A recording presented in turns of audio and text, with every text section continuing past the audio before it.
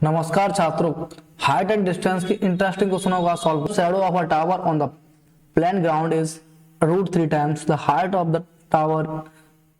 The angle of elevation of sun is.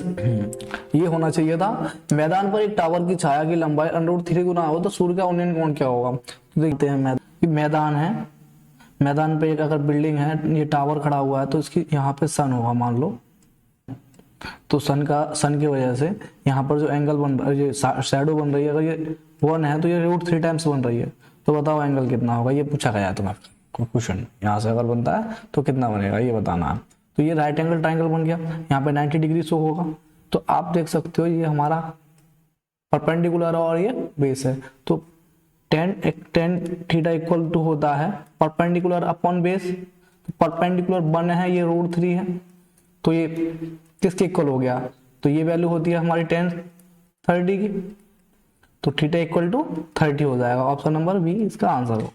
ठीक है, okay. अगर ये जैसे कि दिखाया जा रहा है आपको 75 मीटर टावर की सीट्स है, the height of the tower 0.75 है। तो यहाँ से हम क्या कहेंगे कि जो ये अगर सपोज दैट ये टावर है, दिस इज द टावर, तो इसकी हाइट अगर 75 है और एंगल ऑफ डिप्रेशन, और सपोज दैट ये जो एंगल ऊपर से जो बनता है उसे एंगल ऑफ डिप्रेशन बोलते हैं, यहाँ से बनेगा। ठीक है, तो ये जो बन रहा है वो 30 डिग्री का। तो इसका मतलब अल्टरनेट बनाएंगे इधर से 30 डिग्री ये हो जाएगा।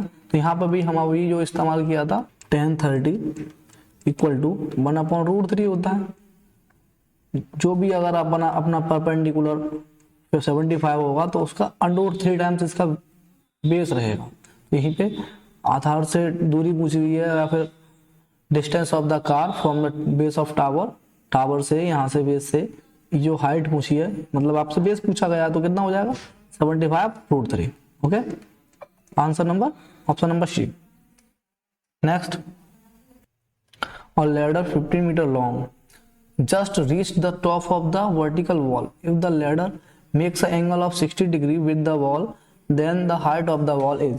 इसका मतलब बोला गया है कि अगर एक वॉल है, वॉल मतलब दीवार है, ठीक है, जो कि 70 है, सॉरी, यहाँ पे हमें दीवार की ऊंचाई h ये फाइंड करना है।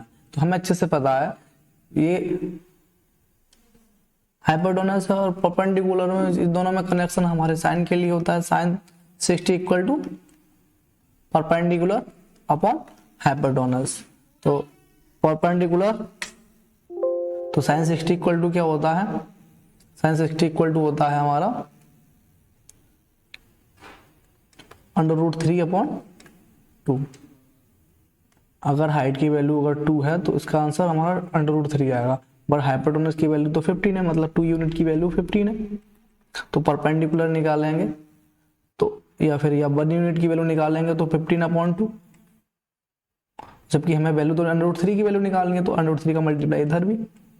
तो ये वाला जो ऑप्शन है वही हमारा आंसर है, जो आंसर की ऑप्शन नंबर बी में। तो थर्ड वाले का आंसर ऑप्शन नंबर बी हो जाएगा।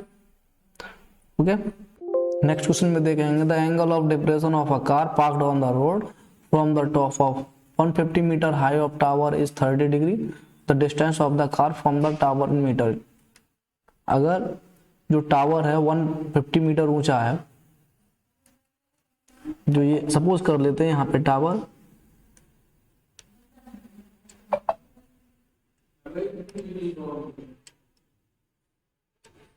इसकी हाइट कितनी है 150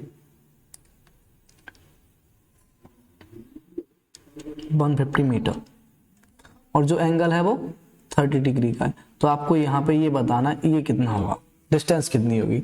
तो जैसे हमें 10 में पता है तो 10/30 equal to perpendicular upon base, 30 के लिए 1/√3। अगर परपेंडिकुलर 1 है तो √3 टाइम्स होता है, तो ये 150 है। तो यहाँ पे जो हमारा बेस होगा ये हो जाएगा। तो आंसर नंबर बी। ठीक है, in this question the height of vertical pole is √3 times the length of its shadow on the ground, then the angle of elevation of the sun at the time that is.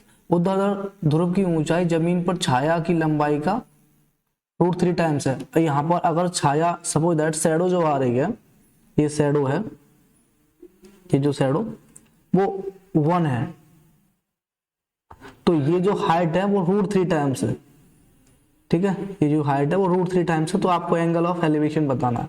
यहाँ पे ये angle पूछा है, तो ये जो अगर 10 के लिए हम अप्लाई करते हैं तो आपको दिख रहा है कितना, परपेंडिकुलर अपन बेस √3/1 आ रहा है। तो ये कौन से एंगल के लिए होता है, ये 1060 के लिए होता है। तो theta equal to 60, and answer will be 60 degree. Okay, तो वी विल कंटिन्यू इट। हम इन चीज़ों को आगे भी कंटिन्यू रखेंगे।